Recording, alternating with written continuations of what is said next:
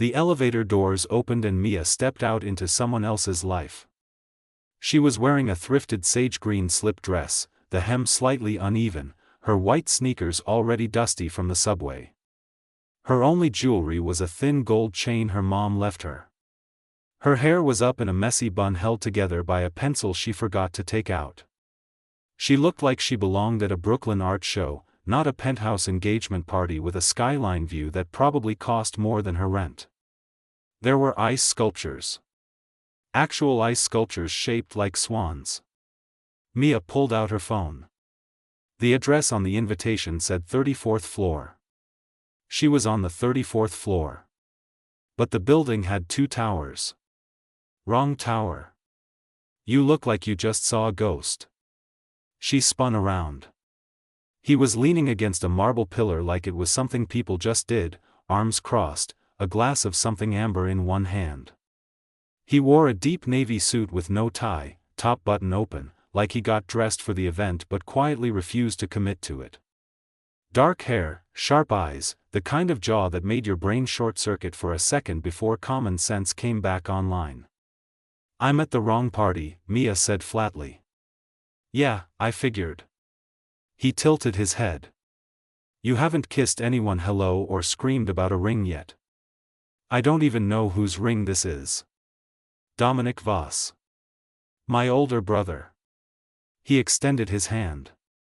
"Eli." Mia shook it. His grip was calm and warm. "I should go." "Or," he said, not letting go, "you could stay for 1 hour. Open bar. Incredible view. Zero obligation to pretend you care about centerpieces." She looked at him. He looked back. No performance in it, just honest. The city glittered behind him through floor-to-ceiling windows, gold and electric, 50 stories above the noise.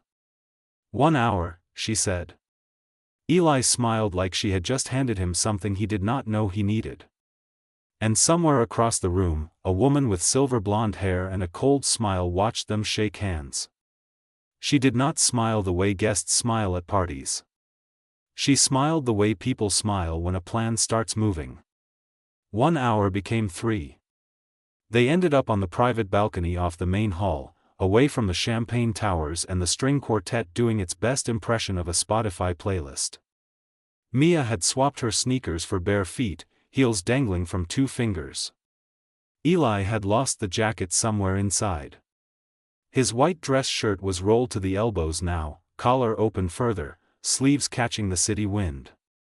The skyline was ridiculous. The kind of beautiful that made you feel small in a way that was almost peaceful. "Okay, real talk," Mia said, settling onto the edge of a stone bench. "Why does the guy who could be inside celebrating his brother's engagement look like he is actively avoiding it?" Eli was quiet for a beat. Then, "Dom is sick." Mia stopped. "Has been for 2 years. The engagement, this whole thing, he planned it because he wanted one night where everyone acted normal. Where no one looked at him like he was already gone." Eli exhaled slowly. "I'm out here because if I stay in there, I'm going to cry in front of 200 people and that is not the vibe he asked for." Mia set her heels down on the stone. "That's the most human reason I've ever heard someone give for hiding on a balcony." "Your turn," he said quietly. She looked out at the city. "I'm a florist. Small shop, East Village. I've been running it for 3 years and I am this close to losing it." She held her fingers a millimeter apart. "I got invited to my friend's engagement party tonight, the right tower, and I couldn't even afford a proper outfit so I grabbed this dress from a bin sale and clearly my navigation is also broken." Eli looked at her for a long moment. "You didn't have to tell me that. You told me about your brother." "That's different." "Is it?" He had no answer for that. He sat down beside her on the bench, not touching, just close enough that the warmth of it registered. The city hummed 40 floors below. "Stay," he said. "Not for the party. Just here. Like this." Mia looked at him sideways. He was staring out at the lights, jaw set, like he was bracing for her to say no. "Okay," she said. Inside, through the glass doors, the silver-blonde woman was watching them. She typed something into her phone with careful, unhurried fingers. She sent it and did not look away. 3 weeks. Eli sent a car every morning. Not a driver with a sign, just a quiet black sedan and a coffee cup in the cup holder that was always exactly how she took it. Oat milk.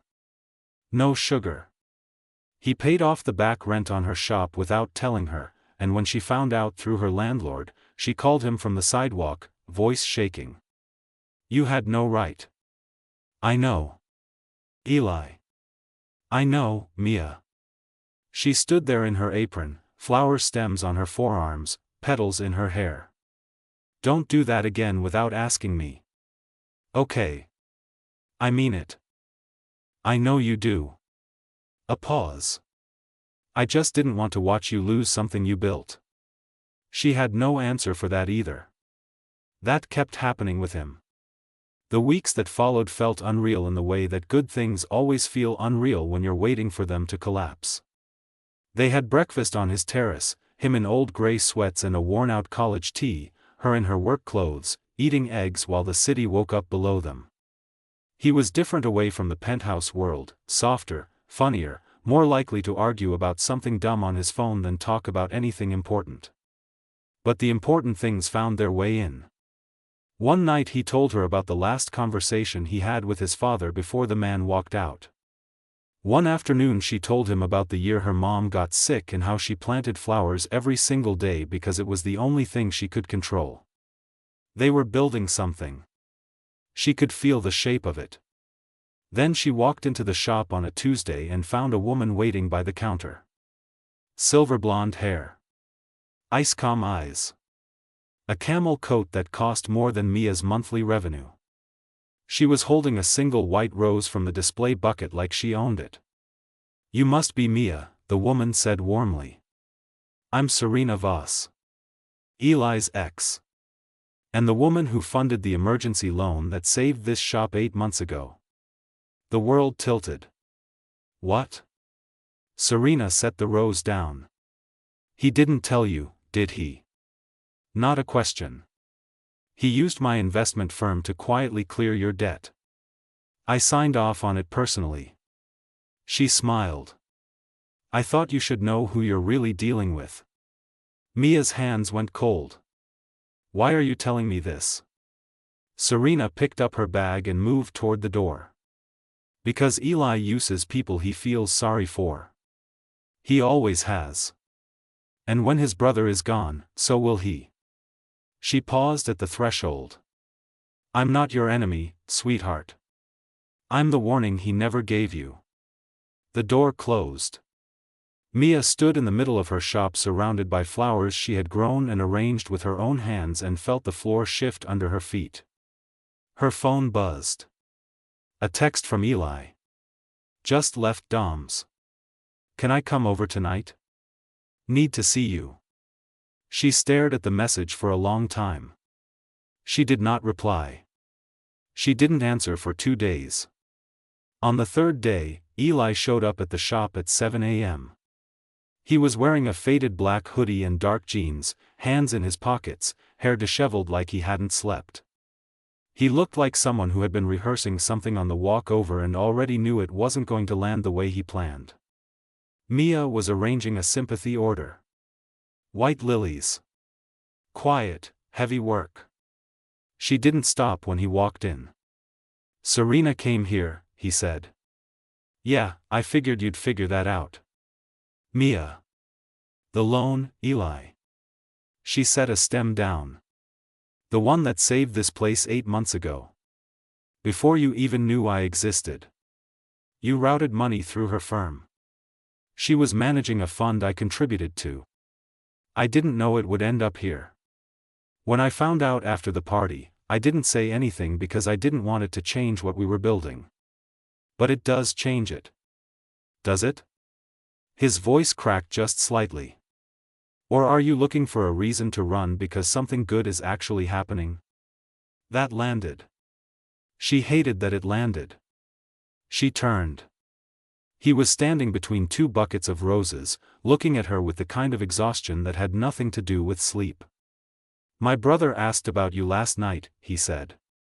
"He asked me if I finally stopped being afraid of people. I told him I was working on it." He exhaled. "He's got maybe 6 weeks, Mia. Maybe less. And the only thing that's made any of this bearable is that I found you in the wrong tower at a party you weren't supposed to be at." His voice dropped. "Serena is not telling you the truth to protect you. She's doing it because she knows I actually care about someone and she can't stand it." Mia's throat tightened. "How am I supposed to know which version is real? Because I'm standing here in a hoodie at 7 a.m. when I could have just texted." She looked at him. He looked back. There was no performance in it. There never had been. "I need time," she said. He nodded. "Okay." He turned to leave. His hand hit the door. "Eli." He stopped. "Is Dom going to make it to summer?" Eli was quiet for a moment. When he answered, his voice was steady in the careful way people get steady when they refuse to break in public. "We're hoping for spring." He walked out. Mia stood in the middle of her shop and let herself feel the full weight of everything she was standing in the middle of. Then she pulled out her phone and made a call she did not know she was ready to make. She called Serena. "I need to know something," Mia said. "And I need you to tell me the truth." A pause. Then Serena's voice, cooler now, stripped of performance. "Ask. Did you tell him to stay away from me? After the party? Before anything started?" A longer pause. "Yes," Serena said. "I did. And he didn't." Silence. Mia hung up. Dom died on a Thursday morning in late February. Mia found out through a news notification she never asked for. Tech mogul Dominic Voss, 34, beloved in the industry, survived by his new wife and his younger brother. She sat on the floor of her shop before opening and read it 3 times. She did not text Eli. She showed up.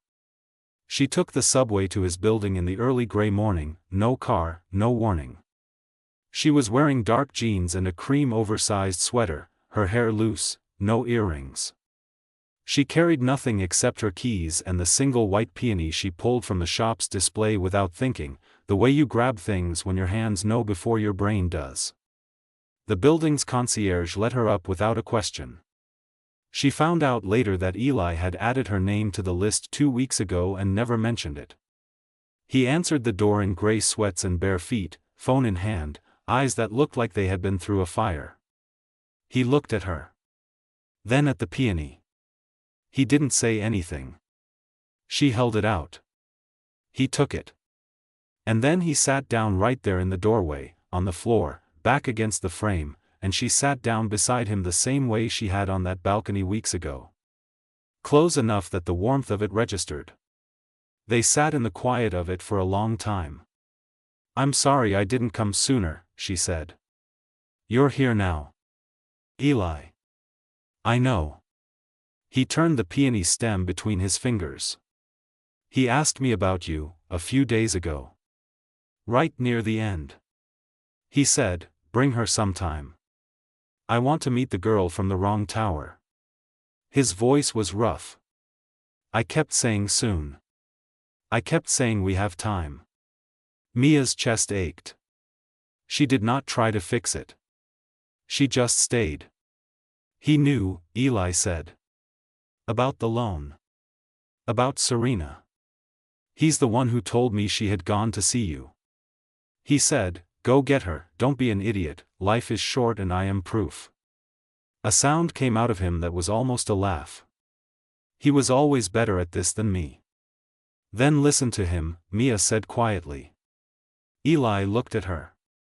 In the gray morning light, with nothing between them, he looked like exactly what he was. A person. Scared and tired and trying. "I don't know how to do this right," he said. "Nobody does," she said. "You just show up. Like you did. Like I did. He reached over and took her hand, the same way he had that first night on the balcony. Calm and warm. And she let him, the same way she had then.